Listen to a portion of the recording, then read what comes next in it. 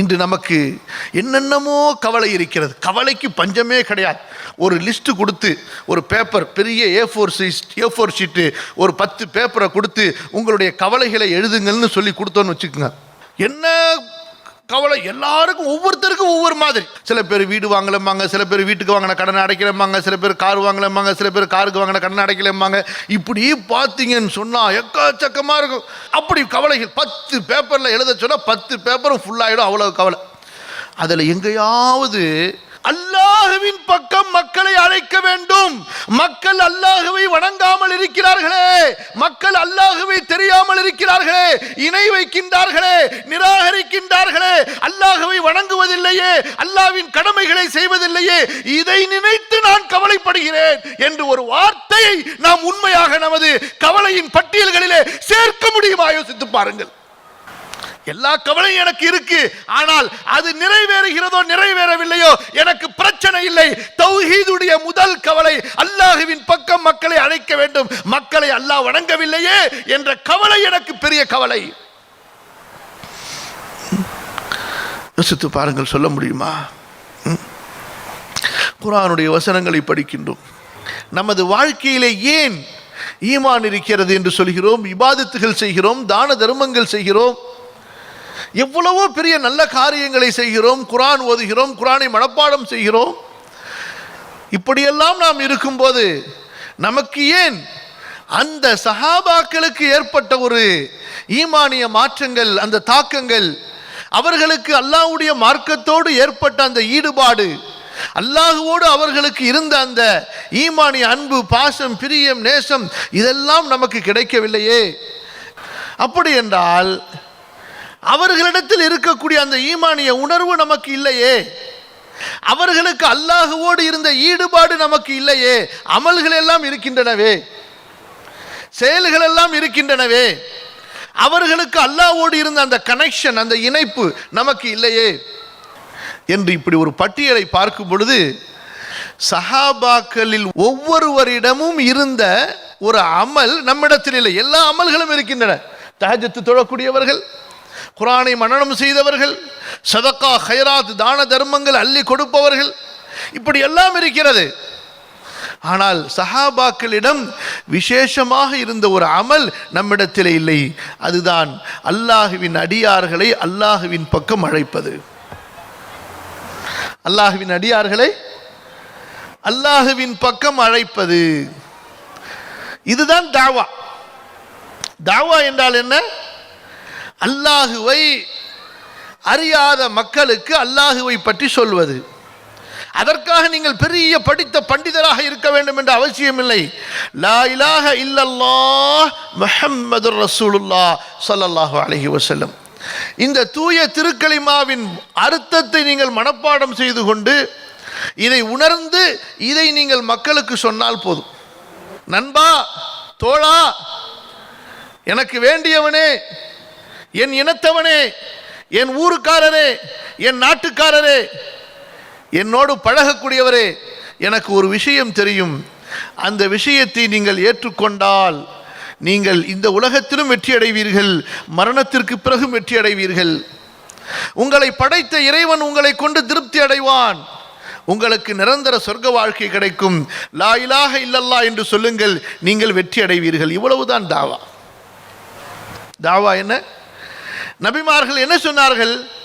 யா கௌமி இஅ்புதுல்லாஹ், யா கௌமி இஅ்புதுல்லாஹ் மா லகும் மின் இலாஹின் கைருஹ், என் சமுதாய மக்களே, அல்லாஹுவை வணங்குங்கள், அவனை என்று உங்களுக்கு வேறு யாரும் இறைவன் இல்லை. இதுதான் தாவா. தாவா என்றால் அல்லாஹுவின் பக்கம் மக்களை அழையுங்கள், படைத்தவனின் பக்கம் மக்களை அழையுங்கள்.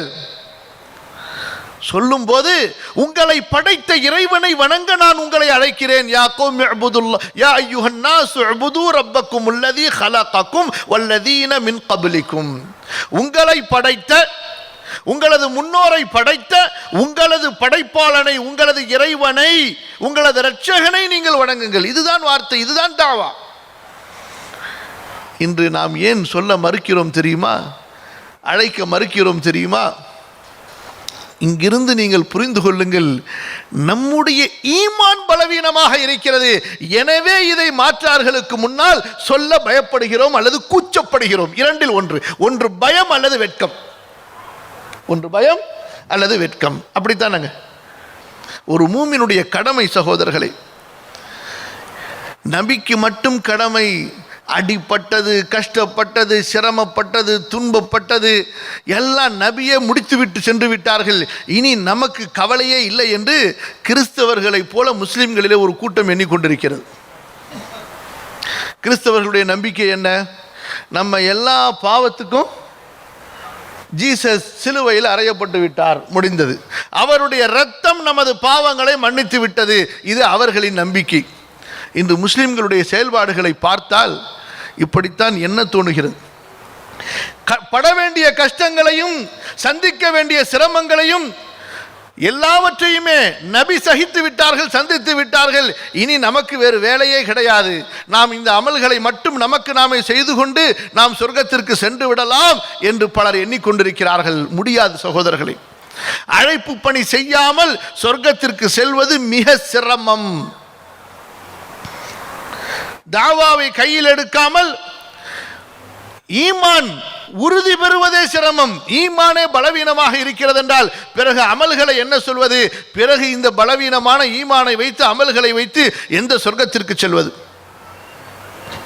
இன்று ஒட்டுமொத்த முஸ்லிம்களுடைய மார்க்க பலவீனத்திற்கே இந்த அழைப்பு பணியிலே அவர்களுக்கு இருக்கின்ற ஈடுபாடின்மை, அவர்களுக்கு அழைப்பு பணியில் இருந்து இருக்கக்கூடிய இந்த தூரத்தை மிக அழுத்தமான காரணமாக நாம் சொல்லலாம், அடிப்படை காரணமாக சொல்லலாம். சஹாபாக்களிடத்தில் இந்த அழைப்பு பணி இருந்தது. அவர்களது ஈமானை உயிரோட்டம் மிக்கதாக ஆக்கியது, அவர்களது ஜிஹாதை உயிரோட்டம் மிக்கதாக ஆக்கியது, அவர்களது வணக்க வழிபாடுகளை, குர்ஆன் ஓதுவதை, அல்லாஹ்வோடு அவர்களுக்கு இருக்கக்கூடிய தொடர்பை பசுமையாக்கியது. நம்மிடத்தில் அழைப்பு பணி இல்லை, தாவா இல்லை, அல்லாஹ்வின் பக்கம் மக்களை அழைக்க வேண்டும் என்ற துடிப்பு இல்லை. சொல்ல போனால் செத்துப்போன உள்ளத்தை சுமந்து கொண்டு நாம் சுற்றி கொண்டிருக்கிறோம். எப்படி இருக்கிறோம் சொல்லுங்கள்? செத்துப்போன உள்ளத்தை சுமந்து கொண்டு சுற்றி கொண்டிருக்கிறோம். ஏன்? இணை வைக்கின்ற ஒருவரை பார்க்கிறோம், அல்லாவிற்கு குழந்தை இருக்கு என்று சொல்லுகின்ற ஒருவரை பார்க்கிறோம், அவரோடு பழகுகிறோம், வியாபார தொடர்பு, தொழில் தொடர்பு, கொடுக்கல் வாங்கல், பயணம் என்று எத்தனையோ தொடர்புகளில் அவர்களை சந்திக்கின்றோம், அவர்களோடு நாம் செல்கிறோம், வருகிறோம், போகிறோம், அமர்கிறோம். ஆனால் என் சகோதரா, உனது பாதை நரக நெருப்பின் பாதை, சொர்க்க பாதைக்கு வா என்று அழைக்க முடியாமல் நாம் இருக்கிறோமே, அதற்கு என்ன காரணம்? அழைப்பதில்லையே. இரண்டில் ஒன்றை சொல்லுங்கள். ஒன்று, நீங்கள் இருக்கக்கூடிய மார்க்கம் தவறான மார்க்கம் என்று நீங்கள் நம்புகிறீர்களா? அவர்களுடைய மார்க்கம் உண்மையான மார்க்கம் என்று நீங்கள் நம்புகிறீர்களா? நீங்கள் வணங்கக்கூடிய இறைவன் அல்லாஹ் என்பதிலே உங்களுக்கு சந்தேகம் இருக்கிறதா? நீங்கள் வணங்கக்கூடிய இறைவன் அல்லாஹ் என்பதில் உங்களுக்கு உண்மையான உறுதியான நம்பிக்கை இருக்குமே ஆனால் அந்த அல்லாஹ்வின் பக்கம் உங்களது நண்பர்களை, உங்களுக்கு அறிமுகமானவர்களை, உங்களது அண்டை வீட்டார்களை அழைப்பதிலிருந்து உங்களை தடுப்பது எது என்று ஏன் நீங்கள் சிந்திப்பதில்லை? யார் தடுக்கிறார்கள்? அரசாங்கம் தடுக்கிறதா? ஆட்சி அதிகாரம் தடுக்கிறதா? எது உங்களை தடுக்கிறது? என்ன பயம் இருக்கிறது? அல்லாஹு தஆலா அழைப்பு பணியின் வழிகளை திறந்து விட்டான். மக்கள் ஏங்கிக் கொண்டிருக்கிறார்கள், என்னை அழைப்பவர் யாராவது இல்லையா? நீங்கள் மைதானத்திலே சென்று பாருங்கள். ஏக்கமுள்ளவர்களாக, தேட்டமுள்ளவர்களாக, அல்லாஹுவை படைத்த இறைவனை தேடியவர்களாக, ஒன்றல்ல, இரண்டல்ல, நூறல்ல, ஆயிரக்கணக்கான மக்கள் தேடிக்கொண்டிருக்கிறார்கள். வழி தெரியாமல் திகைத்துக் கொண்டிருக்கிறார்கள். நாமோ எங்கடா பிரியாணி கிடைக்கும், எங்கடா சாப்பாடு கிடைக்கும், எங்கடா சுத்த போலாம் என்று தெண்ட தீவிட்டிகளாக சுத்தி கொண்டிருக்கிறோம். அல்லாஹ் பாதுகாப்பானாக, மன்னிப்பானாக. அல்லாஹ் சொல்கிறான் அல்லவா, காஃபிர்களுக்கு சொல்வது இன்று நமக்கு பொருந்தக்கூடிய அளவுக்கு இருக்கிறது. காஃபிர்கள் யார்? யஅலமூன ஸாஹிரன் மினல் ஹயாத்தித் துன்யா, துன்யா வாழ்க்கை தான் அவர்களுக்கு தெரியும். அவர்கள் யார்? யகுலூன வ யதமத்தஊன், அவர்கள் சாப்பிடுவார்கள், இன்பம் அனுபவிப்பார்கள், மிருகங்களைப் போல, கால்நடைகளைப் போல. இதுதான் அவர்களது வாழ்க்கையின் நோக்கம் என்று அல்லாஹ் சொல்கிறானே. அந்த காஃபிர்கள் மாற்றார்கள், அவர்களை போன்று முஸ்லிம்களுடைய வாழ்க்கை மாறிக்கொண்டிருக்கிறது. சொல்லுங்கள் பார்க்கலாம். அல்லாஹுவை நாம் இங்கே வணங்குகிறோம், தொழுகையிலே ஓதுகிறோம். இன்னும் சில பேர் தொழுகைக்கு வெளியிலையும் ஓதுவாங்க. எங்கே ஓதுவாங்க அதையும் சொல்லிடுவோம். குர்ஆனில் 2 முக்கியமான சூரா அதிகமாக ஓதப்படுகின்ற, முஸ்லீம்களால் அதிகமாக ஓதப்படுகின்ற சூறாக்களில் ஒன்று. பார்த்துருக்கலாம், ஊரில் எங்கேயாவது திடீர்னு ஏதாவது ஒரு காரியம் என்றால் உடனே இமாம் அவங்க அல்-ஃபாத்திஹான்னு ஓதுவாங்க. அதில் குறிப்பாக என்னென்ன சூறாக்களை ஓதுவாங்க? குல் யா அய்யுஹல் காஃபிரூன், குல் ஹுவல்லாஹு அஹத். பார்த்துருக்கிறீங்களா? இந்த குல் யா அய்யுஹல் காஃபிரூன் சூறாவும் குல் ஹுவல்லாஹு அஹத் சூறாவும் எதற்கு கடைசியில் பயன்படுத்தப்படுகிறது? எதற்கு? உங்களது சடங்குகளுக்காக பயன்படுத்தப்படுகிறது. உங்களுடைய கற்பனை அந்த பொய்யான புரட்டான ஒரு தவறான செயல்களுக்காக, சடங்கு சம்பிரதாயங்களுக்காக பயன்படுத்தப்படுகிறது. இந்த சூரா எப்படிப்பட்ட சூரா? இது தௌஹீதுடைய சூரா. தொழுகையில் ஓதி உங்களது ஈமானை உறுதிப்படுத்தி தொழுகைக்கு வெளியிலே சென்று மாற்றார்களை சந்தித்து குல் யா அய்யுஹல் காஃபிரூன், அல்லாஹ்வை வணங்காதவர்களே, லா அஅபுது மா தஅபுதூன், நீங்கள் வணங்கக்கூடிய கடவுள்களை, சிலைகளை, தெய்வங்களை நாங்கள் வணங்குவதில்லை, நாங்கள் வணங்கக்கூடியவன் அல்லாஹ். அதற்கு தானே இந்த சூரா. நம்ம தொழுகையில மட்டும் ஓதிவிட்டு மூடி வைத்து விட்டு செல்வதற்கா இந்த சூரா? சொல்லுங்கள் பார்க்கலாம். அல்லாஹ் அழைக்கிறான் சகோதரர்களே, குல் யா அய்யுஹல் காஃபிரூன். அல்லாஹ் குர்ஆனிலே இப்படி அழைக்கிறான் என்பதை காஃபிர்களுக்கு எப்படி தெரியும்? சொல்லுங்க, அவர்கள் எப்படி அறிந்து கொள்வார்கள்? குர்ஆனையும் கையில் கொடுப்பது கிடையாது, நீங்களும் அவர்களை சந்தித்து சொல்வது கிடையாது, அவர்களை உங்களது மஸ்ஜிதுகளுக்கும் வரவிடுவது கிடையாது. சரி, தர்ஜமாவையாவது அவர்களுக்கு கை கொடுப்பீர்களா என்றால் அதற்கும் தயக்கம். எப்படி அவர்கள் அறிவார்கள்? நாளை உங்களது அறையிலே தங்கி இருக்கக்கூடிய ஒரு காஃபிர், அல்லாஹ்வை அறியாத, அல்லாஹ்வுக்கு இணை வைக்கக்கூடிய ஒரு முஷ்ரிக் நாளை மறுமையிலே வந்து நிற்கும் பொழுது, யா அல்லாஹ், இதோ அப்துல்லா, இதோ அப்துல் ரஹ்மான், இதோ முகமது அஹமத் என்னோட அறையிலே 1 மாதம் தங்கி இருந்தான், 2 மாதம், 1 ஆண்டு, 10 ஆண்டு தங்கி இருந்தான், ஒரு நாள் கூட உன்னை பற்றி எனக்கு சொல்லவில்லை என்று அல்லாஹ்வின் நீதிமன்றத்திலே வழக்கு தொடுத்தால் என்ன சொல்ல முடியும் சகோதரர்களே உங்களால்? நீங்க ஓதுனீங்க குல் யா அய்யுஹல் காஃபிரூன், ஆனா அவனுக்கு தெரியுமா? நீங்கள் தொழுகையாளியாக இருந்திருக்கலாம், அந்த காஃபிர் பார்க்கின்ற நிலையிலேயே உங்களது அறைக்குள் அழகாக நீங்கள் தொழுகையிலே இந்த சூறாவை ஓதி இருக்கலாம். ஆனால் நீங்கள் ஓதிய சூறாவின் கருத்து என்ன, அந்த சூறா எதன் பக்கம் அழைக்கிறது என்பதை அவர்களுக்கு நீங்கள் புரிய வைத்தீர்களா? ஏன் அவரா கேட்டு தெரிஞ்சுக்க வேண்டியதானே? சில பேர் சொல்றாங்க, நாங்கள் தொழுகிறோம், பள்ளிக்கு போறோம், இதெல்லாம் பார்த்து அவங்களா கேட்க வேண்டியதானே. இந்த தாவா செய்யாமல் இருப்பதற்கு பலர் சொல்லக்கூடிய காரணம், இவ்வளவு மஸ்ஜித் இருக்குது, அல்லாஹ் அக்பர்னு பாங்கு சொல்றாங்க, அவங்க எதையோ தெரிஞ்சுக்கிறாங்க, ஏன் இதையும் அவங்க தெரிஞ்சுப்பது கிடையாது, எனவே நம்ம மேல பொறுப்பு கிடையாது. ஷைத்தான் எப்படி இவர்களை மயக்குகின்றான் பார்த்தீர்களா? எப்படிப்பட்ட லாஜிக்குகளை இவர்களுக்கு ஷைத்தான் சொல்லித் தருகிறான் பார்த்தீர்களா? இதே நேரத்தில் சரி, உங்க வீட்டில் ஒரு கல்யாணம் வைக்கிறீர்கள், உங்க வீட்டில் கல்யாணம் வைத்தீர்கள் என்று பெரிய போஸ்டர், என்னுடைய மகனுக்கும் இன்னாருடைய மகளுக்கும் திருமணம் அப்படின்னு பெரிய போஸ்டர் எல்லாம் நடக்குது. பிரியாணி ஒரு பக்கம் நடக்குது, அது ஒரு பக்கம் நடக்குது, எல்லாம் நடந்துக்கிட்டே இருக்குது. பார்த்தா தெரிஞ்சவங்க, அறிமுகமானவர்கள், அண்டை வீட்டார்கள், நண்பர்கள் யாருமே வரல, கல்யாணத்துக்கு யாருமே வரல. இன்னொரு பக்கம் இங்க எந்த விளம்பரமும் இல்லை, ஆனா கல்யாணத்துக்கு கூட்டம் கூட்டமா அங்க வந்துகிட்டே இருக்கிறாங்க. இன்னொரு பக்கம் ஒரு வீட்டில் ஒரு கல்யாணம் நடக்கின்றது, அங்கே மக்கள் கூட்டம் கூட்டமாக வந்து கொண்டே இருக்கிறார்கள். என்னவா இருக்கலாம்? கொஞ்சம் கற்பனையா சொல்லுங்களேன். அழைப்பு, இன்விடேஷன். எந்த கல்யாணத்திற்கு அழைப்பு கொடுக்கப்பட்டதோ அங்கே மக்கள் வந்தார்கள். நீங்க வரணும், கண்டிப்பா என் வீட்டு கல்யாணம், கண்டிப்பா நீங்க வரணும், நீங்க வந்தா சந்தோஷம் என்று சொல்லப்பட்ட போது அவர்கள் வந்தார்கள். பேனர் வைத்து விட்டார்கள், எல்லாம் செய்யப்பட்டு விட்டது, உணவு சமைக்கப்படுகிறது. ஆனால் ரோஷம் உள்ளவர்கள் வருவார்களா?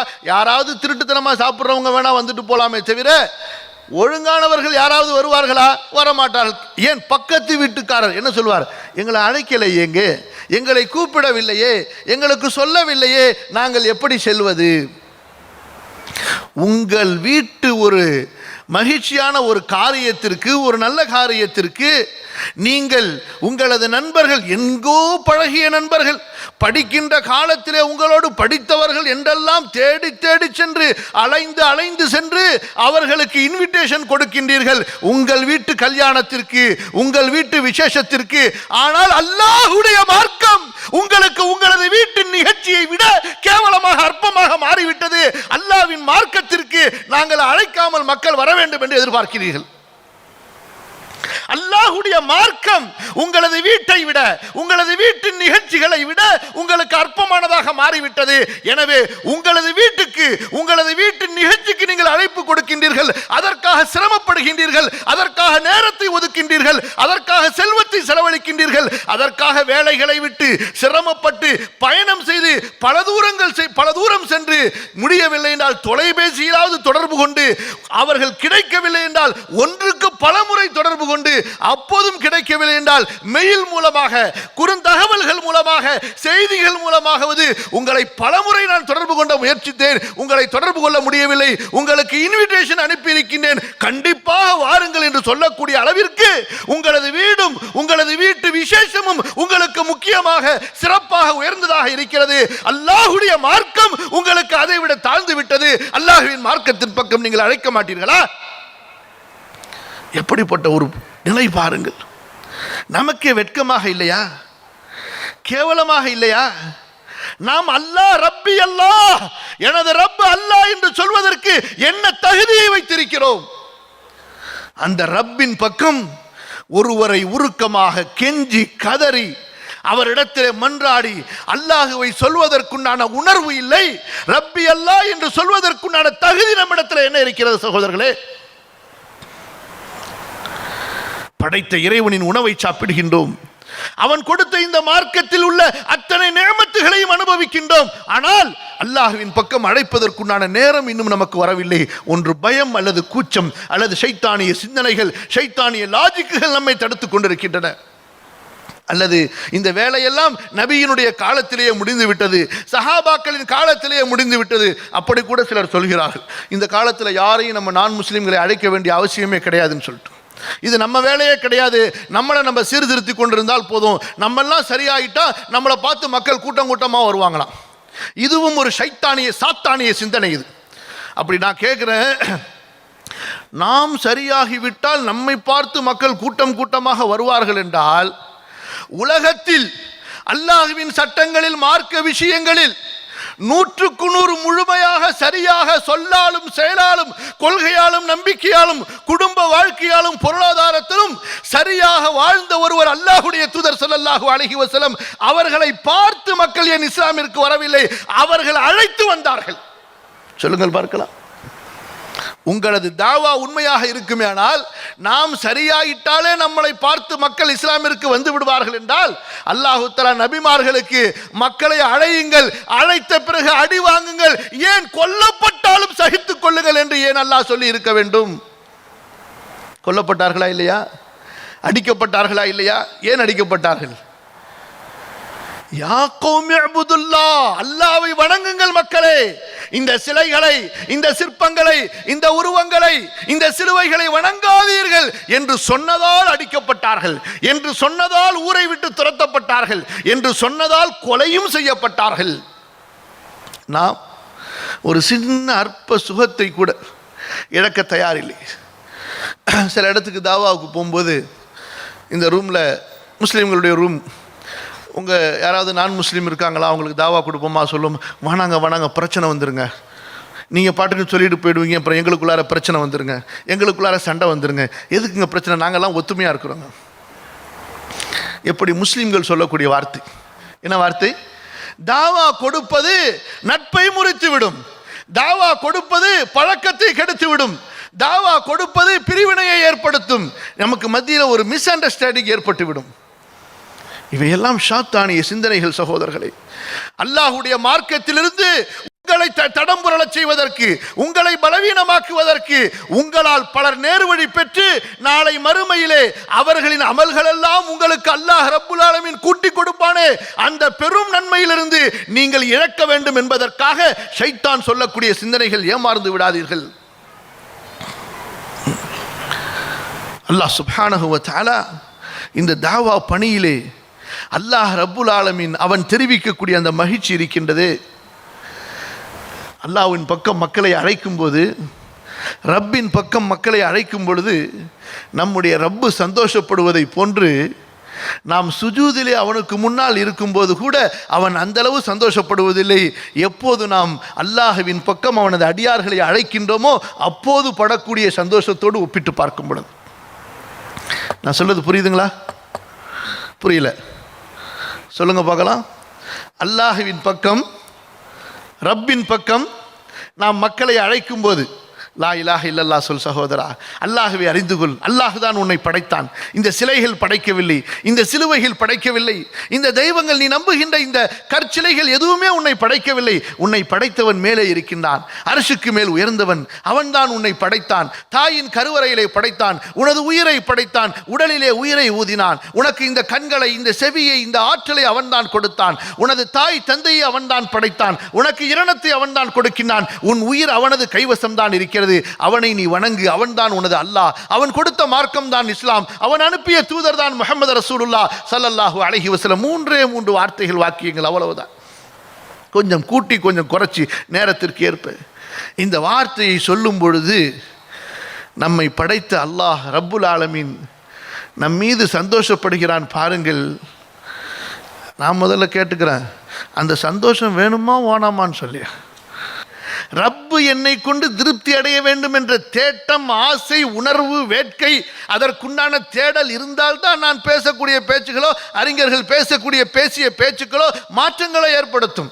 அந்த ஒரு கொள்கையில் இல்லை என்று சொன்னால் பேச வேண்டிய அவசியம் இல்லை. என்னங்க, காசு வேணும்னு தேட்டம் வந்த உடனே சைனீஸையே படிச்சிடறான். பூச்சி பூச்சா இருக்கக்கூடிய எழுத்தே லேசு லேசாக போயிடுது. எப்படி?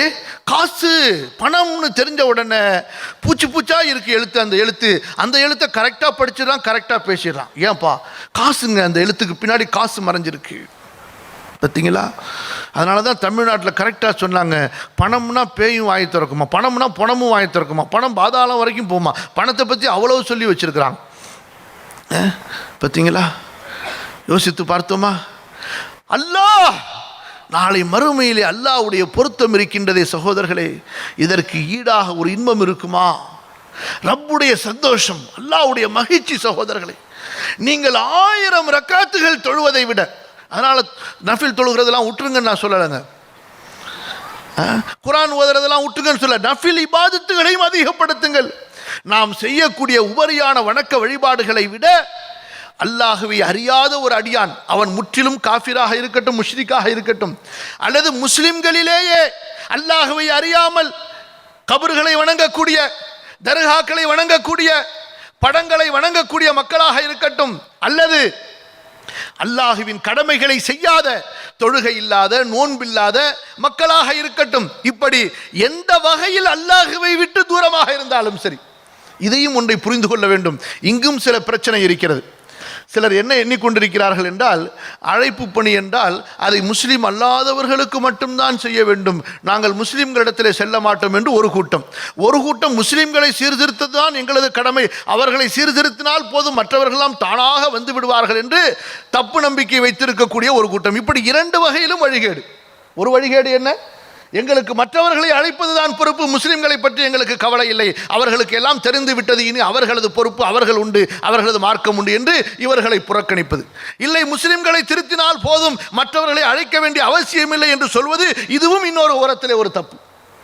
இந்த 2க்கும் இடையிலே அல்லாஹ்வை அறியாத எல்லா மக்களையும், அல்லாஹ்வுடைய தீனை முழுமையாக தெரியாத மக்களாக இருந்தாலும் சரி, அல்லது தெரிந்துவிட்டு பின்பற்றாத மக்களாக இருந்தாலும் சரி, அல்லாஹ்வுடைய கடமைகளை புறக்கணிப்பவர்களாக இருந்தாலும் சரி, பெரும் பாவங்களை செய்யக்கூடியவர்களாக இருந்தாலும் சரி, சுருக்கமாக அல்லாஹ்வை விட்டு தூரமான யாராக இருந்தாலும் சரி, அவர்களை அல்லாஹ்வின் பக்கம் அழைத்து வருவது என்னுடைய கடமை. இதுதான் தாவா. இந்த பணியை கொண்டுதான் அல்லாஹ்வுடைய தூதர் அனுப்பப்பட்டார்கள், நபிமார்கள் அனுப்பப்பட்டார்கள். இதைத்தான் சஹாபாக்கள் செய்தார்கள். அல்லாஹுவை பற்றி அல்லாஹ்வுடைய அடியார்களுக்கு சொல்லாமல் நபியின் ஒரு பொழுது கழிந்ததல்ல, நபி தோழர்களின் ஒரு பொழுது கழிந்ததல்ல. அல்லாஹுவை பற்றி அல்லாஹ்வுடைய அடியார்களுக்கு முன்னால் பேசிக்கொண்டே இருந்தார்கள். அல்லாஹ்வின் வல்லமையை பறைசாற்றிக் கொண்டே இருந்தார்கள். அல்லாஹ்வுடைய வல்லமையை போற்றி புகழ்ந்து கொண்டு ரப்பின் வல்லமையை, பெருமையை, மதிப்பை, ரப்பின் கண்ணியத்தை சொல்லிக் கொண்டே இருந்தார்கள். அல்லாஹ் அக்பர். وَقُلِ الْحَمْدُ لِلَّهِ الَّذِي لَمْ يَتَّخِذْ وَلَدًا وَلَمْ يَكُنْ لَهُ شَرِيكٌ فِي الْمُلْكِ وَلَمْ يَكُنْ لَهُ وَلِيٌّ مِنَ الذُّلِّ وَكَبِّرْهُ تَكْبِيرًا. அல்லாஹு தஆலா அவன் பெருமைப்படுத்தப்பட வேண்டும், அவன் கண்ணியப்படுத்தப்பட வேண்டும். அவன் பக்கம் அவனுடைய அடியார்களை கூட்டம் கூட்டமாக சென்று, தனித்தனியாக சென்று நீங்கள் அழைக்க வேண்டும் என்று விரும்புகிறான். அவனை பற்றி ஒவ்வொருவரும் பேச வேண்டும் என்று விரும்புகிறான். பேசுங்கள், கட்டளையாக அல்லாஹ் சொல்கிறான். இந்த தாவா அல்லாஹ்வின் பக்கம் நம்மை நெருக்கமாக்கி வைக்கக்கூடிய மிகப்பெரிய வசீலா சகோதரர்களே. நபிமார்களுக்கு அல்லாஹ் கொடுத்த முதல் கடமை தாவா தான். நபிமார்களுக்கு அல்லாஹ் கொடுத்த முதல் கடமை தாவா. தொழுகை, நோன்பு, ஜக்காத், ஹஜ்ஜு இவையெல்லாம் பின்னால் பின்னால் கடமையாக்கப்பட்டது. முதலாவது கடமை என்ன? யா அய்யுஹல் முத்தஸ்ஸிர் கும் ஃபஅன்திர் வரப்பக ஃபகப்பிர். போர்வை போர்த்தியவரே, இனி உனக்கு தூங்குவதற்கு நேரமில்லை, இனி உனக்கு ஓய்வெடுப்பதற்கு நேரமில்லை, இனி உனக்கு சுகத்திற்கு அனுமதி கிடையாது. உமது வேலை என்ன? எழுந்து நில்லுங்கள், மக்களை அச்சமூட்டி எச்சரிக்கை செய்யுங்கள். வரப்பக ஃபகப்பிர், உங்களது ரப்புடைய பெருமையை பற்றி மக்களுக்கு சொல்லுங்கள். நம்ம இங்கே உட்காந்துக்கிட்டு டையை போட்டுக்கிட்டு கோட்டை போட்டுக்கிட்டு நம்ம கம்பெனியை பற்றி பேசிக்கிட்டு இருக்கிறோம். என் கம்பெனி எப்பேற்பட்ட கம்பெனி தெரியுமா? எனக்கு எத்தனை பிரான்ச் இருக்குது தெரியுமா? என் கம்பெனியில் எத்தனை ஸ்டாஃப் இருக்காங்க தெரியுமா? ஏன் இன்று கேவலம் முஸ்லிம் தான் அணிந்திருக்கக்கூடிய செருப்பின் பெருமையை கூட பேசுகின்றான். ரப்பின் பெருமையை பேசுவதற்கு இவனுக்கு கூச்சம் தடுக்கிறது, அல்லது பயம் தடுக்கிறது, கோழைத்தனம் இவனை தடுக்கின்றது. சொல்லுங்க பார்க்கலாம், இல்லைன்னு சொல்லிட்டு நீங்க வாங்கின புது செருப்பை பத்தி நீங்க பயான் பண்ணன்னு யாராவது சொல்லுங்க பார்க்கலாம். நீங்க வாங்கி இருக்கக்கூடிய ஒரு ஷூ, நீங்க வாங்கி இருக்கக்கூடிய ஒரு சட்டை, அதை பார்த்துட்டு யாராவது செருப்பு நல்லா இருக்கேன்னு சொன்னா போதும், 1/4 மணி நேரம் பயான் பண்ணுவீங்க அதை பார்த்து. நான் தப்பா சொல்றேன்னா? நீங்க வாங்கி இருக்கிற சட்டை நல்லா இருக்கு, அழகா இருக்குது, டிசைன் சொன்னா போதும், அவ்வளவுதான். அவரை உட்கார வச்சு 1/2 மணி நேரம், இந்த சட்டை நான் ஏன் வாங்கினேன்னு தெரியுமா? இந்த பிராண்ட் என்ன தெரியுமா? இதனுடைய விலை என்ன தெரியுமா? இதனுடைய மெட்டீரியல் என்ன தெரியுமா? இது எங்கே செய்யப்பட்டது தெரியுமா? இதனுடைய நன்மை என்ன தெரியுமா? ஏண்டா நான் சொன்னேன்னு அவன் அல்லாஹ்னு ஓடணும். அது வரைக்கும் அவனை பிடிச்சி வச்சு, எப்பா இனிமே நான் யாரை பார்த்தாலும் இப்படி சொல்லிடக்கூடாதுப்பா அப்படின்னு அவன் நினைக்கிற வரைக்கும் அவனை நொந்து நூலாக்கி. பார்த்தீங்களா, நாம் நம்மை பற்றி, நஜிஸாகக்கூடிய நம்மை பற்றி, நமது உடலிலே பட்டாலே முடிஞ்சு போச்சு அந்த வேர்வை நாத்தத்தில், அதுக்கப்புறம் அதுக்கு மதிப்பே கிடையாது இல்லையாங்க? ஒரு சட்டையை ஷோரூம்லேருந்து வாங்கி போட்டுட்டீங்க, அடுத்த நாள் அந்த சட்டைக்கு என்ன மதிப்பு? அவ்வளவுதான். அதை பற்றியெல்லாம் பேசுகிற மணிக்கணக்கிலே நமது நண்பர்களிடத்திலே, தோழர்களிடத்திலே, அறிமுகமானவர்களிடத்திலே, தூரமானவர்களிடத்திலே, ஏன் சில நேரத்தில் ஃபோன் போட்டு கூட பேசுவாங்க. ஆனால் ரப்பை பற்றி பேச மனம் வரவில்லையே, படைத்த இறைவனை பற்றி பேச மனம் வரவில்லையே, அல்லாஹுவை பற்றி மக்களுக்கு எடுத்து சொல்ல மனம் வரவில்லையே. ஏன்? என்ன காரணம்? என்ன தடை? எது தடுக்கிறது? அல்லாஹ்வுக்கு சந்தோஷமான ஒரு செயல், அல்லாஹ்வை நீங்கள் திருப்திப்படுத்துவதற்குண்டான செயல். அல்லாஹு தஆலா அவ்வளவு கொல்ல மகிழ்ச்சி அடைகிறான். சொல்லப்போனால் எப்படி கொல்ல மகிழ்ச்சி அடைகிறான். இவ்வளவு அழகாக சொல்கிறான் பாருங்கள். 41வது அத்தியாயம் 33வது வசனம். அல்லாஹ் சொல்லக்கூடிய அந்த அழகை பாருங்கள் சகோதரர்களே, ரசியுங்கள். குர்ஆனின் வசனங்களை ரசியுங்கள் சகோதரர்களே. குர்ஆனின் கருத்துக்களை படித்து படித்து அந்த ரசனையிலே நீங்கள் உங்களது நேரங்களை தொலைத்துக் கொண்டிருங்கள். وَمَنْ أَحْسَنُ قَوْلًا مِّمَّنْ دَعَا وَمَنْ أَحْسَنُ قَوْلًا مِّمَّنْ دَعَا إِلَى اللَّهِ وَعَمِلَ صَالِحًا وَقَالَ إِنَّنِي مِنَ الْمُسْلِمِينَ. அல்லாஹ் சொல்கிறான், وَمَنْ أَحْسَنُ قَوْلًا مِّمَّنْ دَعَا إِلَى اللَّهِ. ومن احسن قولا ممن دعا الى الله, அல்லாஹ்வின் பக்கம் அழைப்பவனை விட சிறந்த பேச்சுடையவன் யாராக இருக்க முடியும்? யா அல்லாஹ், உங்களது கம்பெனி உங்களுக்கு எல்லாத்துக்கும் ஒரு பயோடேட்டா, ஒரு ப்ரொஃபைல் ரெடி பண்ணி வச்சுக்கிறீங்க, எங்க போனாலும் அதை பேசுறீங்க. ஏன்? அல்லாஹுவை நான் சொல்லுவதற்கு, அல்லாஹுவை பற்றி பேசுவதற்கு 2 வசனங்களை கூட மனப்பாடம் செய்து அதனுடைய பொருளை உங்களுக்கு உணர முடியவில்லை என்றால் இந்த வாழ்க்கையை அல்லாஹ் உங்களுக்கு கொடுத்து நீங்கள் என்ன கண்டீர்கள்? இந்த வாழ்க்கை எதற்கு? உங்களுக்கு கொடுக்கப்பட்ட அறிவு, செல்வம், திறமை இவையெல்லாம் எதற்கு? இந்த குப்பையான துன்யாவை அறிவதற்கு தானா? அதுதான் நான் ஆரம்பத்தில் கேட்டவங்களுக்கு 2 சூரா, சூரத்துல் இக்லாஸுக்கு அர்த்தம் தெரியுமா அப்படின்னு நம்ம ஒரு டெஸ்ட் வச்சுட்டோன்னு வச்சுக்கோங்க. வைக்க மாட்டோம், இங்கே பயப்படாதீங்க, தைரியமாக உட்காந்துருங்க. ஒன்றுமில்ல, ஒரு எழுதி போட்டு போங்க, சூரத்துல் இக்லாஸ் அர்த்தம் தெரியுமா தெரியாதான்னு சொல்லிட்டு. கொஞ்சம் உணர்ந்து பாருங்கள் எவ்வளவு பெரிய கேவலத்தில் இருக்கிறோம். ஒமன் அஹ்ஸனு கௌலம் மிம்மன் தஆ இலல்லாஹ், சூரத்துல் இக்லாஸுக்கு அர்த்தம் தெரியுமா? ஒரு சின்ன டெஸ்ட், நான் கேட்க மாட்டேன், நீங்க கேட்டுக்கணும். இத்தனை நாளாக சிறு பிள்ளையிலிருந்து இதுவரை சூரத்துல் இக்லாஸை ஓதுகின்றோமே, தௌஹீதுடைய சூரா, தாவாவுடைய சூரா, உலக மக்களை, உலக வரலாற்றை, ஏன் அரபு குலத்தையே ஷிர்கிலே மூழ்கி கிடந்த 360 சிலைகளை வணங்கி கொண்டிருந்த அந்த மூடர்களை, அந்த வீணர்களை, மடையர்களை, அறியாமையிலே கிடந்த அந்த மக்களை தௌஹீதின் போர் வீரர்களாக மாற்றிய சூரா. என்ன சூரா? எப்படி? 360 சிலைங்க. எங்க எங்கே எங்கே? காபத்துல்லாவிலே 360 சிலைகள். அந்த சிலைகளை வைத்து வணங்கி கொண்டிருந்த அந்த முஷ்ரிக்குகளை யாரை பார்த்து காஃபிர்கள் என்று அல்லாஹ் அழைத்தானோ, யாரை பார்த்து முஷ்ரிக்குகள் என்று அல்லாஹ் அழைத்தானோ, இந்த 2 சூறாக்கள் அவர்களது வாழ்க்கையை எப்படி புரட்டி போட்டன? தௌஹீதின் வீரர்களாக, ஏகத்துவத்தின் பிரச்சாரர்களாக, உலக மக்களுக்கெல்லாம் மிகப்பெரிய அரசர்களாக இருந்த, மிகப்பெரிய பேரரசர்களாக ஆட்சி செய்து கொண்டிருந்த, பல்லாயிரம் ஆண்டுகளாக பேராட்சியை நிறுவி வைத்திருந்த ரோம பேரரசை, பாரசீக பேரரசை வீழ்த்தினார்களே இந்த 2 சூறாவினால் கிடைத்த ஈமானிய வலிமை. ரிபீ இப்னு ஆமிர் குட்டையான மனிதர், அவருடைய வாளை இடுப்பிலே சொருவ முடியாதுங்க, அந்த அளவுக்கு குட்டங்க. வரலாற்றில் எப்படி பதிவு செய்கிறார்கள்? ஒரு வாள் எவ்வளோ பெருசு இருக்கும்? 1 மீட்டர் இருக்குமா? ஒரு 1.25 மீட்டர் இருக்குமா? போரில் செய்யக்கூடிய வாள். அந்த வாளை இடுப்புல சொருவ முடியாது. ஏன்? இடுப்புல சொருவுனா வாள் உடஞ்சி போயிடும், தரையில் சேர்த்துக்கிட்டே இழுத்துக்கிட்டே வரும். அந்த அளவுக்கு குட்டை. எங்க கட்டி வச்சிருப்பாங்க? கழுத்திலே கட்டி வைத்திருப்பார்கள். அப்படிப்பட்ட ஒரு தோழர் பாரசீக பேரரசுக்கு முன்னால் செல்கிறார். எதுவும் இல்லை, அவருடைய உடல் மேனி திறந்த மேனி, கழுதையின் மீது, குதிரையின் மீது போடப்பட்டு இனி அது விரிப்பதற்கு தகுதியில்லை என்று தூக்கி எறியப்பட்ட ஒரு கிழிந்து போன, ஒட்டு போடப்பட்ட ஒரு ஆடையை, ஒரு போர்வையை போர்த்தி கொண்டு அவர் செல்கிறார் ருஸ்தும் பேரரசனுக்கு முன்னால். எந்த ஈமான் அவர்களை இப்படிப்பட்ட ஒரு வீரர்களாக, உடல், அதாவது உள்ளம் வலிமை உள்ளவர்களாக மாற்றியது? இன்று நமக்கெல்லாம் உடல் இருக்கு, அப்படியே வலிமையா கட்டுமஸ்தான் மாதிரி இருக்கும். கல்பு எப்படி திறமா இருக்குது? நம்மளை விட கோல உள்ளத்துல உலகத்தில் யாருமே கிடையாது. காஃபிருக்கு முன்னாடி லா இலாஹ இல்லல்லாஹ் சொல்லும் போது தான் தெரியும், கை கால்லாம் டைப் அடிச்ச மாதிரி ஆடிக்கிட்டு இருக்கும். கை கால்லாம் டைப் அடிச்ச மாதிரி ஆடிக்கிட்டு இருக்கும். சொல்றியா? ரிபீ இப்னு ஆமிர் செல்கிறார். ருஸ்தும் பார்த்து விட்டு கேட்கிறான், ஏதாவது ஊரில், உங்கள் ஊரில் பஞ்சம் ஏற்பட்டு விட்டதா, இப்படி ஓடி வந்துட்டீங்களான்னு கேட்குறான்.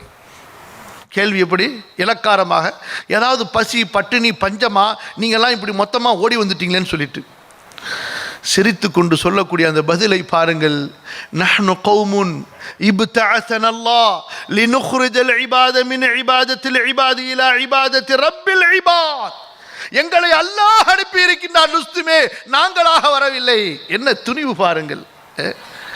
எங்களை அல்லாஹ் அனுப்பி இருக்கிறான். ஏன் தெரியுமா? அடியார்களை வணங்குவதிலிருந்து அடியார்களின் இறைவனை வணங்குவதின் பக்கம் அடியார்களை மீட்டெடுத்து கொண்டு வருவதற்காக, வெளியேற்றி கொண்டு வருவதற்காக அல்லாஹ் எங்களை அனுப்பி இருக்கிறான். ருஸ்துமே, என்ன ஒரு ஈமானிய துணிவு பாருங்கள். உருக்கம் சகோதரர்களே, அந்த தேட்டம், அந்த கவலை. இன்று நமக்கு என்னென்னமோ கவலை இருக்கிறது. கவலைக்கு பஞ்சமே கிடையாது. ஒரு லிஸ்ட் கொடுத்து, ஒரு பேப்பர், பெரிய A4 ஷீட்டு, ஒரு 10 பேப்பரை கொடுத்து உங்களுடைய கவலைகளை எழுதுங்கள்னு சொல்லி கொடுத்தோன்னு வச்சுக்கோங்க. ஒருத்தர் எழுதுவார், என் பையனுக்கு பொண்ணு கிடைக்கலன்னு எழுதுவார். ஒருத்தர் எழுதுவார், என் பொண்ணுக்கு மாப்பிள்ளை கிடைக்கலன்னு சொல்லிட்டு. ஒருத்தர் எழுதுவார், என் பையனுக்கு சீட்டு கிடைக்கலன்னு சொல்லிட்டு. என்ன சீட்டுன்னு அப்புறம் பார்த்துப்போம். இப்படி பார்த்தீங்கன்னு சொன்னால் எக்கச்சக்கமாக இருக்குங்க. அது பாட்டுக்கு இருக்கும். சில பேர் வீடு வாங்கலம்பாங்க, சில பேர் வீட்டுக்கு வாங்கின கடனை அடைக்கலம்பாங்க, சில பேர் கார் வாங்கலம்பாங்க, சில பேர் காருக்கு வாங்கின கடனை அடைக்கலம்பாங்க. இப்படி பார்த்தீங்கன்னு சொன்னால் எக்கச்சக்கமாக இருக்கும். என்ன கவலை, எல்லாருக்கும் ஒவ்வொருத்தருக்கும் ஒவ்வொரு மாதிரி. அப்படி கவலைகள் 10 பேப்பரில் எழுத சொன்னால் 10 பேப்பரும் ஃபுல்லாகிடும். அவ்வளோ கவலை. அதில் எங்கேயாவது இந்த பைனாக்குலர் சொல்லுவோமா, தூரத்துலேருந்து பார்த்தா தெரிகிற மாதிரி, அது பெரிய பூத கண்ணாடி, அதில் எங்கேயாவது அல்லாஹுவின் பக்கம் மக்களை அழைக்க வேண்டும், மக்கள் அல்லாஹுவை வணங்காமல் இருக்கிறார்களே, மக்கள் அல்லாஹுவை தெரியாமல் இருக்கிறார்களே, இணை வைக்கின்றார்களே, நிராகரிக்கின்றார்களே, அல்லாஹுவை வணங்குவதில்லையே, அல்லாஹ்வின் கடமைகளை செய்வதில்லையே, இதை நினைத்து நான் கவலைப்படுகிறேன் என்று ஒரு வார்த்தையை நாம் உண்மையாக நமது கவலையின் பட்டியல்களிலே சேர்க்க முடியுமா? யோசித்து பாருங்கள். பொய் சொல்லாம உண்மையா? இப்படி எனது கவலைகளில் இது ஒரு மிகப்பெரிய கவலை. இதுதான் எனது முதல் கவலை. எல்லா கவலையும் எனக்கு இருக்கு, ஆனால் அது நிறைவேறுகிறதோ நிறைவேறவில்லையோ எனக்கு பிரச்சனை இல்லை. தௌஹீதுடைய முதல் கவலை அல்லாஹ்வின் பக்கம் மக்களை அழைக்க வேண்டும், மக்களை அல்லாஹ் வணங்கவில்லையே என்ற கவலை எனக்கு பெரிய கவலை. யோசித்து பாருங்கள், சொல்ல முடியுமா? குர்ஆனுடைய வசனங்களை படிக்கின்றோம். யாசீன் சூராவை படிக்கிறோம். எதுக்கு படிக்கிறோம்? எதுக்குங்க யாசீன் சூறாவை ஓதுறோம்? யாராவது சொல்லுங்க. இந்த உட்காந்துருக்காங்களே பெரியவங்கலாம் ரொம்ப கஷ்டப்பட்டு. யாசீன் சூறாவை எதுக்குங்க ஓதுறோம்? எங்கே ஓதுறோம்? கரெக்டாக நீங்கள் சொல்லணும். நீங்கள் செய்கிறத சொல்லணும். உங்கள்லேருந்து யாராவது சொல்லுங்க பார்க்கலாம். யாசீன் சூறா எங்கே ஓதுறாங்க? அதான் சொன்னாங்க பாருங்க, கரெக்டாக அடிப்பாங்க, பாயிண்ட்ல அடிப்பாங்க. யாசீன் சூறா எங்கே ஓதுவாங்களா? மௌத்தா போனவங்க வீட்டில் ஓதுவாங்க. சுப்ஹானல்லாஹி ரப்பில் ஆலமீன். அங்கே அந்த ஹபீபு நஜ்ஜாருடைய வரலாறை பாருங்கள். அழைப்பு பணிக்கு அல்லாஹ் ரப்புல் ஆலமீன் ஒரு சாதாரண மனிதரை முன்னுதாரணமாக ஆக்குகின்றான். வஜாஅ ரஜுலுன் மின் அக்ஸல் மதீனா, ஓடோடி வருகிறார் ஒரு மனிதர். ஊரின் நகரத்தின் கோடியிலிருந்து ஓடோடி வருகிறார். தனது மக்களிடத்திலே சொல்கிறார், மக்களே அல்லாஹ்வை வணங்குங்கள். யா கௌமி இத்தபிஉல் முர்சலீன், ரசூல்மார்களை பின்பற்றுங்கள். இத்தபிஉ மன் லா யஸ்அலுக்கும் அஜ்ரா, உங்களிடத்திலே தங்களது பணிகளுக்காக, இந்த அழைப்புக்காக கூலிகளை எதிர்பார்க்காத இந்த நல்லவர்களை பின்பற்றுங்கள். வமா லி லா அஅ்புது அல்லதி ஃபதரனி வ இலைஹி துர்ஜஊன், வமா லி லா அஅ்புது அல்லதி ஃபதரனி வ இலைஹி துர்ஜஊன். சூரா யாசீனுடைய 22வது வசனம் தனது மக்களை பார்த்து எப்படி அழகாக சொல்கிறார். என்னை படைத்த இறைவனை நான் வணங்காமல் இருப்பதற்கு எனக்கு என்ன ஏற்பட்டது? அவன் பக்கமே நீங்கள் எல்லாம் கொண்டு வரப்படுவீர்களே.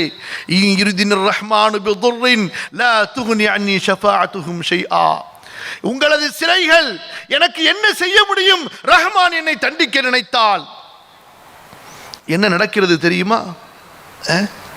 அந்த மனிதருடைய கவலை பாருங்கள். மக்களை எல்லாம் அழைக்கிறார். எப்படிப்பட்ட சிரமத்தை அந்த ஹபீப் நஜ்ஜார் மேற்கூறுகிறார் என்றால், இப்னு அப்பாஸ் ரலியல்லாஹு அன்ஹு சொல்லி காட்டுகின்றார்கள். அல்லாஹுவின் பக்கம் அழைத்த காரணத்தால் ஊருடைய ஒட்டுமொத்த மக்களும் ஒன்று சேர்ந்து அவர்களை அடிக்கிறார்கள், கீழே தள்ளுகிறார்கள். கூட்டம் முடிவு செய்கிறது எப்படி இவர்களை கொலை செய்ய வேண்டும் என்று. ஒரு கூட்டம் ரம்பத்தை எடுத்து வருகிறார்கள், கழுத்தை அறுக்கிறார்கள், அப்படியே கொஞ்சம் கொஞ்சமாக, சென்னம் சென்னமாக. இன்னொரு கூட்டம் வரிசையாக நின்று கொண்டு ஒருவர் பின் ஒருவராக அவருடைய வயிற்றில் ஏறி மிதித்து விட்டு செல்கிறார்கள். கொஞ்சம் கற்பனை செய்து பாருங்கள். கொஞ்சம் உணர்ந்து பாருங்கள், எப்படிப்பட்ட ஒரு காட்சியாக இருந்திருக்கும். ஒரு கூட்டம் ரம்பத்தால் கழுத்தை அப்படியே ஒரே முறையில் அல்ல, அப்படியே கொஞ்சம் கொஞ்சமாக அறுக்கிறார்கள், கணக்கிலே இறக்கிறார்கள். இன்னொரு கூட்டம் என்ன செய்கிறார்கள்? வரிசையாக நின்று கொண்டு அவர்களது வயிற்றிலே ஏறி மிதித்து நசுக்குகிறார்கள். அல்லாஹ் சுப்ஹானஹு வ தஆலா அந்த ஹபீப் நஜ்ஜாருக்கு சொர்க்கத்தின் திரையை அகற்றி விடுகிறான். நீங்கள் வரக்கூடிய சொர்க்கம் உங்களுக்கு அலங்கரிக்கப்பட்டு விட்டது, சொர்க்கத்திற்கு நீங்கள் வரக்கூடிய நேரம் தயாராகிவிட்டது, உங்களது அர்ப்பணம் அல்லாஹ்வால் அங்கீகரிக்கப்பட்டு விட்டது என்று சொர்க்கம் காட்டப்படுகிறது. அந்த நேரத்தில் இன்னும் ஹபீப் நஜ்ஜார் ஏங்குகிறார். எதற்காக தெரியுமா? யா லைத கௌமி யஅலமூன் பிமா கஃபர லி ரப்பி வ ஜஅலனி மினல் முக்ரமீன். எனது இந்த கூட்டம் புரிய வேண்டுமே, அறிய வேண்டுமே, அல்லாஹ் என்னை மன்னித்தான் என்பதை, என்னை சொர்க்கவாசிகளில் ஒருவராக ஆக்கிவிட்டான் என்பதை எனது இந்த கூட்டம் தெரிந்து கொண்டாலாவது இவர்கள் கலிமா இஸ்லாமை ஏற்றுக்கொள்வார்களே, ஈமானை ஏற்றுக்கொள்வார்களே என்று அந்த நேரத்திலே கவலைப்படுகிறார். இவர்களுக்கு ஈமானுடைய ருசி தெரியுமா? இவர்களுக்கு அல்லாஹ்வுடைய நெருக்கம் கிடைக்குமா? இவர்களது லா இலாஹ இல்லல்லாஹ்விலே உயிரோட்டம் இருக்குமா? இவர்களது துஆக்களிலே உயிரோட்டம் இருக்குமா? இவர்களது சுஜூதிலே உயிரோட்டம் இருக்குமா? அல்லது நம்மை போன்றவர்கள் யார்? அல்லாஹ் எங்களது இறைவன் என்று சொல்லுவோம், ஆனால் அல்லாஹ்வின் பக்கம் அழைக்க மாட்டோம், அல்லாஹ்வை யாருக்கும் அறிமுகப்படுத்த மாட்டோம். ரப்பு தான் உணவளிக்கிறான் என்று சொல்லுவோம், ரப்பு தான் அல்லாஹ் தான் இறைவன் என்று எல்லாம் சொல்லுவோம். எல்லாம் நமக்குள்ளாரையே மஸ்ஜிதுக்குள்ளாரையே பூட்டி வச்சு அழகா பேசிட்டு பிரியாணியை சாப்பிட்டு போயிட்டே இருக்க வேண்டித்தான். நமது துஆக்களிலே வீரம் இருக்குமா? நமது ஈமானிலே வீரம் இருக்குமா? யோசித்து பாருங்கள். நம்முடைய நபி முஹம்மது ஸல்லல்லாஹு அலைஹி வஸல்லம் அவர்களுடைய மனக்கவலையை பார்த்திருக்கிறீர்களா? என்னங்க கவலை அவர்களுக்கு இருந்தது. அவர்கள் நாடி இருந்தால் ரோம பேரரசை விட ஒரு பெரிய பேரரசை நிறுவி இருக்கலாம் இல்லையா? அவர்களது காலத்திலேயே ரோம பேரரசும் பாரசீக பேரரசுகளும் வீழ்ச்சியடைய ஆரம்பித்து விட்டன இல்லையா? மிக துணிச்சலாக எந்த விதமான ஆயுதங்களும் படைகளும் இல்லாமல், பண்படுத்தப்பட்ட தயார்படுத்தப்பட்ட பயிற்சி கொடுக்கப்பட்ட படைகளே இல்லாமல் ரோம பேரரசுக்கும் பாரசீக பேரரசுகளுக்கும் அவர்களுடைய துணையிலே வாழ்ந்து கொண்டிருந்த அத்தனை மன்னர்களுக்கும், அது சிறுநில மன்னர்களாக இருக்கட்டும் பெரும் மன்னர்களாக இருக்கட்டும், சொன்னார்கள், நிச்சயமாக என்னுடைய வீரர்கள் உனது நாட்டை வந்து சேருவார்கள், உனது நாட்டுக்குள் எனது மார்க்கம் சென்றே தீரும், உலகத்தின் சூரியன் உதிக்கின்ற இடம் வரை எனது மார்க்கம் சென்று தீரும், ஒவ்வொரு மாடி வீட்டிலும் ஒவ்வொரு கூரை வீட்டிலும் எனது மார்க்கம் நுழைந்தே தீரும். ஒன்று கண்ணியத்தோடு ஏற்றுக்கொள்வீர்கள், இல்லை என்றால் இழிவோடு ஏற்றுக்கொள்வீர்கள். இப்படிப்பட்ட ஒரு துணிவோடு ஒரு கடிதத்தை எழுதுகிறார்கள். எங்கே? மதீனாவின் குடிசை பள்ளியிலே உட்கார்ந்து கொண்டு, உடுத்துவதற்கு கூட சரியான ஆடை இல்லாமல், போரிடுவதற்கு எந்த விதமான ஆயுத பலம் இல்லாமல், பயிற்சி கொடுக்கப்பட்ட ராணுவம் இல்லாமல், உலக மன்னர்களுக்கெல்லாம் அச்சுறுத்தக்கூடிய ஒரு தபாலை, அஸ்லிம் தஸ்லம், நீ இஸ்லாமை ஏற்றுக்கொண்டால் உனக்கு ஈடேற்றம், இல்லை என்றால் நாசம் உனக்கு என்று துணிந்து சொல்லக்கூடிய அளவுக்கு ரசூலுல்லாஹ் ஸல்லல்லாஹு அலைஹி வஸல்லம் உடைய அழைப்பு பணி இருந்தது. நமக்கு இன்னைக்கு ரசூலுல்லாஹ் எதுக்கு தெரியுமாங்க? நான் சொல்வது புரிகிறதா? உணர வேண்டிய விஷயம் சகோதரர்களே. ஏதோ நீங்கள் ரசிப்பதற்காக நான் சொல்லவில்லை. உணர வேண்டும், புரிய வேண்டும், கொஞ்சம் நம்மை மாற்ற வேண்டும். அல்லாஹ்வுடைய தூதரை பற்றி அல்லாஹ் சுப்ஹானஹு வ தஆலா அவனுடைய அல் குர்ஆனிலே அவன் அந்த நபியின் மீது கவலை கொண்டு, நபியின் மீது பாசம் கொண்டு சொல்லுகின்ற அந்த வசனத்தை பாருங்கள். நபியினுடைய கவலை, நபியின் அந்த அழைப்பு பணியிலே அவர்களுக்கு இருந்த அந்த ஈடுபாடு எந்த அளவு அவர்களை கொண்டு சென்று விட்டதென்றால், இந்த கவலை இருக்கு பாருங்க. கவலைன்னா தெரியுமா? கவலை தெரியுமா தெரியாதா? அதான் ரொம்ப தெரியுமுங்க. அதுதானங்க வாழ்க்கை ஃபுல்லாகவே இருக்குது. மகிழ்ச்சி என்ன தெரியுமான்னு கேட்டால் கூட தெரியாதுன்னு சொல்லலாம். ஏன்னா அதை நம்ம பார்க்கவே இல்லைன்னு சொல்லலாங்க ரொம்ப பேர். ஆனால் மகிழ்ச்சியாக இருக்கிறோம், இருந்து கொண்டு மகிழ்ச்சியாக இருக்கிறோமா என்பதை தெரியாமல் இருக்கிறோம், அது வேற விஷயம். கவலையை பற்றி யாருக்கும் ரொம்ப சொல்ல தேவையில்லை. இந்த கவலை இருக்கிறதே உயிரையே போக்கக்கூடிய அளவுக்கு மாற்றிவிடலாம். துக்கம் உயிரையே போக்கக்கூடிய அளவுக்கு ஒரு பெரிய ஒரு விபரீதமாக இந்த துக்கம் மாறிவிடலாம். ரசூலுல்லாஹி ஸல்லல்லாஹு அலைஹி வஸல்லம் அவர்களுக்கு மக்களுக்கு இந்த இஸ்லாமை எடுத்துச் சொல்ல வேண்டும், அல்லாஹ்வின் பக்கம் மக்களை அழைக்க வேண்டும் என்ற அந்த கவலை அவ்வளவு அதிகமாக இருந்தது. அல்லாஹு தஆலா நபியின் மீது கருணை கொண்டு சொன்னான், லஅல்லக பாகிஉன் நஃப்ஸக அல்லா யகூனு முஃமினீன். சூரத்து ஷுஆரா 26வது அத்தியாயத்தின் 3வது வசனம் படித்து பாருங்கள். அல்லாஹ் சொல்கிறான், நபியே, இவர்கள் மூமின்களாக ஆகவில்லை என்பதற்காக நீங்கள் உங்களையே அழித்துக் கொள்வீர்களோ? அல்லாஹ்வுக்கு கவலை வந்து விட்டது. யாருக்கு? ரப்புல் ஆலமீனுக்கு இரக்கம் வந்து விட்டது. நபியே, எனது அல்லாஹ்வுடைய கலீல், எப்படி இப்ராஹிம் அலைஹிஸ்ஸலாத்து வஸ்ஸலாம் அல்லாஹ்வுடைய கலீலாக எடுத்துக்கொள்ளப்பட்டார்களோ, அல்லாஹ் என்னை கலீலாக எடுத்துக்கொண்டான் என்று அல்லாஹ்வுடைய தூதர் ஸல்லல்லாஹு அலைஹி வஸல்லம் மரணத்திற்கு முன்னால் நமக்கு சொன்னார்கள். இன்ன ரப்பி இத்தகதனி கலீலா கம இத்தகத இப்ராஹிம கலீலா. அப்படிப்பட்ட ஒரு நெருக்கமான ஒரு நபி அல்லாஹ்விடத்திலே, அல்லாஹ்வின் படைப்பினங்களில் அவர்களை விட சிறந்தவர் வேறு யாரும் இல்லை. மக்காமே மஹமூத் என்ற அந்த சிறந்த இடத்திற்கு தகுதியானவர்கள், ஹவுதுல் கௌதர் கொடுக்கப்படக்கூடியவர்கள், லிவாவுல் ஹம்து கொடுக்கப்படக்கூடியவர்கள். அவர்கள் சொர்க்கத்தின் கதவை தட்டாமல் யாரும் சொர்க்கத்திற்கு செல்ல முடியாது. அவர்கள் சிபாரிசு செய்யாமல் அல்லாஹ் யாரையும் சொர்க்கத்திற்கு அனுப்ப மாட்டான். நபிமார்களும் நபியின் சிபாரிசுக்கு பின்னால் தான் சொர்க்கம் செல்ல முடியும். இப்படிப்பட்ட பெருமைகளுக்கும் இப்படிப்பட்ட கண்ணியங்களுக்கும் உரித்தான அந்த நபி ஒரே ஒரு கவலையினால் தன்னைத்தானே அழித்துக் கொள்ளக்கூடிய அளவுக்கு அந்த கவலையிலே அவர்கள் சிக்குண்டார்கள் என்றால், அந்த கவலை என்ன கவலை? ஒரே கவலை. ஆட்சி அமைக்க வேண்டும், அதிகாரம் அமைக்க வேண்டும், பிரான்ச் போட வேண்டும், கட்டிடங்களை கட்டி குமிக்க வேண்டும், மாளிகைகளை கட்ட வேண்டும், நிலங்களை இடங்களை வாங்க வேண்டுமா? இல்லை, ஒரே கவலை. அல்லாஹ்வின் அடியார்களுக்கு இதை சொல்ல வேண்டும், அல்லாஹ்வின் செய்தியை சொல்ல வேண்டும். அல்லாஹ் சொல்கிறான், அல்லா யகூனு முஃமினீன், அவர்கள் மூமின்களாக ஆகவில்லை என்ற காரணத்தால் உங்களையே நீங்கள் அழித்துக் கொள்வீர்களோ, உங்களை நீங்கள் மாய்த்துக் கொள்வீர்களோ? நபியே, அப்படி செய்யாதீர்கள். சூரா அல் கஹ்ஃபை நீங்கள் அதிகமாக படித்திருக்கலாம், ஓதி இருக்கலாம். فَلَعَلَّكَ بَاخِعٌ نَفْسَكَ عَلَى آثَارِهِمْ إِنْ لَمْ يُؤْمِنُوا بِهَذَا الْحَدِيثِ أَسَفًا.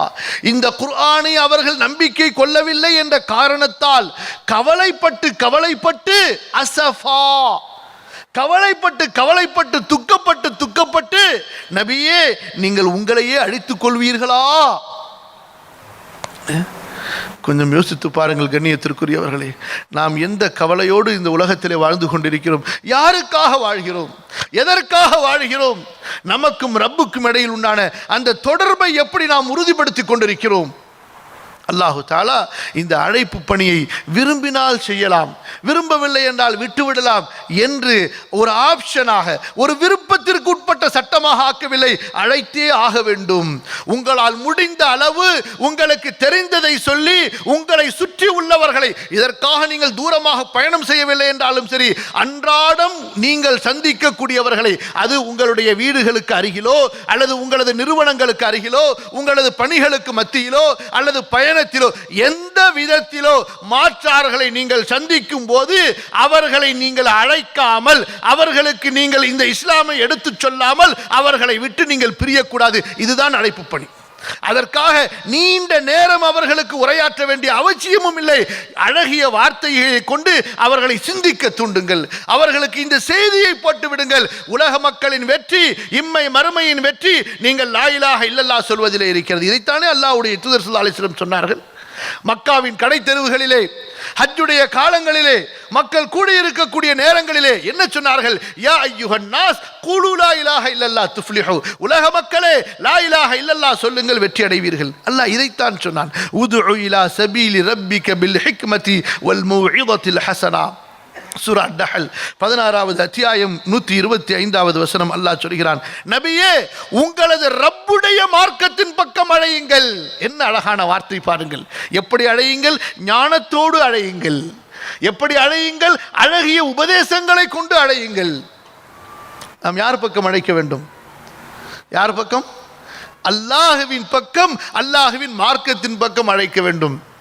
இன்று இங்கே இன்னொரு விஷயத்தையும் சொல்லிக்கொள்ள ஆசைப்படுகிறேன். யாரையும் சாடுவதற்காகவோ குறை சொல்வதற்காகவோ அல்ல, பொதுவாக என்னையும் சேர்த்து சிறுதிருத்திக் கொள்வதற்காக சொல்கிறேன். சிலர் அழைப்பு பணி செய்கிறார்கள். எதற்கு தெரியுமா? அல்லாஹ்வின் பக்கம் அழைக்கிறோம் என்று தங்கள் பக்கம் அழைத்துக் கொண்டிருக்கிறார்கள். நான் சொல்வது புரிகிறதா? பேச்சு என்ன? அல்லாஹ்வின் பக்கம் அல்லாஹ்வை எடுத்து சொல்லி அல்லாஹ்வின் பக்கம் மக்களை அழைக்கிறோம் என்று. ஆனால் யார் பக்கம் அழைத்துக் கொண்டிருக்கிறார்கள்? தங்கள் பக்கம் மக்களை அழைத்துக் கொண்டிருக்கிறார்கள், தங்களுக்கு கூட்டத்தை சேர்த்துக் கொண்டிருக்கிறார்கள். இப்படி சிலர். இன்னும் சிலரோ தாங்கள் சார்ந்திருக்கக்கூடிய இயக்கத்திற்காக வேண்டி தாவா செய்வார்கள். இவர்கள் இயக்கத்தின் பக்கம் மக்களை ஈர்ப்பதற்காக, இயக்கத்தில் மக்களை சேர்ப்பதற்காக அழைப்பு பணி செய்வார்கள். அந்த இயக்கத்தை விட்டு வெளியேறிவிட்டால் இவர்களுக்கும் அழைப்பு பணிக்கும் சம்பந்தம் இருக்காது. இயக்கத்துக்காக அழைப்பு பணி செய்பவர்கள், இயக்கத்தில் மக்களை சேர்ப்பதற்காக அழைப்பு பணி செய்பவர்கள், இயக்கத்தின் நன்மைக்காக அழைப்பு பணி செய்பவர்கள் இல்லை சகோதரர்களே. இஸ்லாமுக்காக அழைப்பு பணி செய்ய வேண்டும், அல்லாஹ்வுக்காக அழைப்பு பணி செய்ய வேண்டும், அல்லாஹ்வின் பக்கம் அழைப்பதற்காக செய்ய வேண்டும்.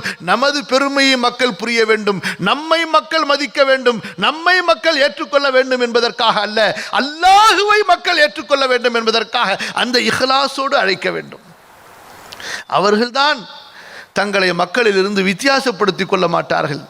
மக்களில் ஒருவராக இருந்து, எப்படி அல்லாஹ் சொல்கிறான், وَمَنْ أَحْسَنُ قَوْلًا مِمَّنْ دَعَا إِلَى اللَّهِ وَعَمِلَ صَالِحًا وَقَالَ إِنَّنِي مِنَ الْمُسْلِمِينَ.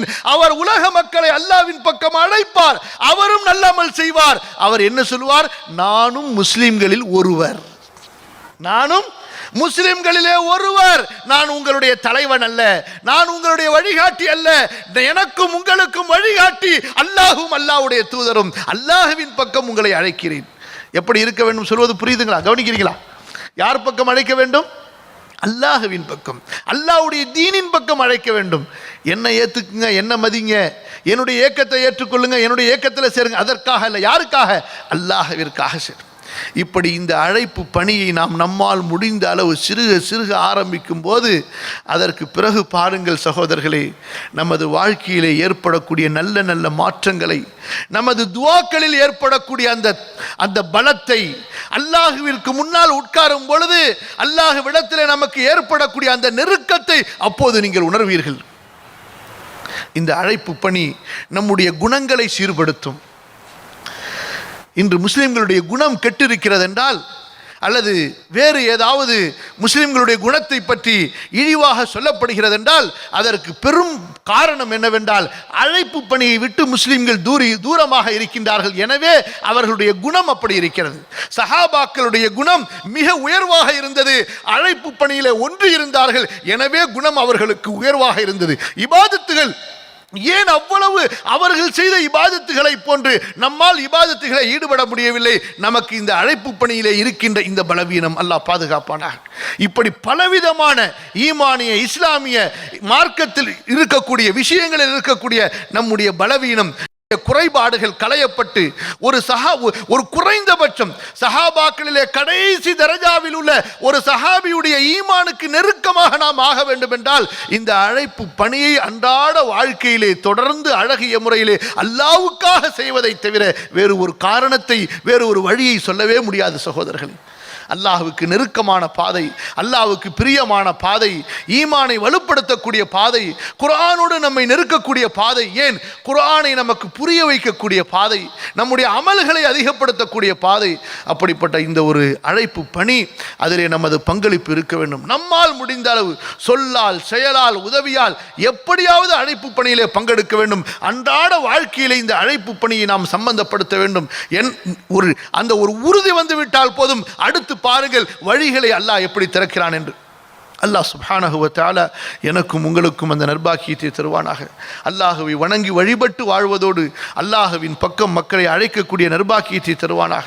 நம்மால் பல மக்கள், நூற்றுக்கணக்கான மக்கள் இந்த இஸ்லாமிய மார்க்கத்திற்கு வருவதற்குண்டான நல்ல தௌஃபீக்கை எனக்கும் உங்களுக்கும் அல்லாஹ் தருவானாக. நம்முடைய அறிவை, செல்வத்தை, நம்முடைய திறமையை, பொருளாதாரத்தை அல்லாஹ் இந்த அழைப்பு பணிக்காக ஏற்று அருள் புரிவானாக. அகூலு கௌலி ஹாதா வ அஸ்தக்ஃபிருல்லாஹல் அஸீம் லீ வ லக்கும் ஃபஸ்தக்ஃபிருஹு இன்னஹு ஹுவல் கஃபூருர் ரஹீம். வஸ்ஸலாமு அலைக்கும் வரஹ்மத்துல்லாஹி வபரகாத்துஹு.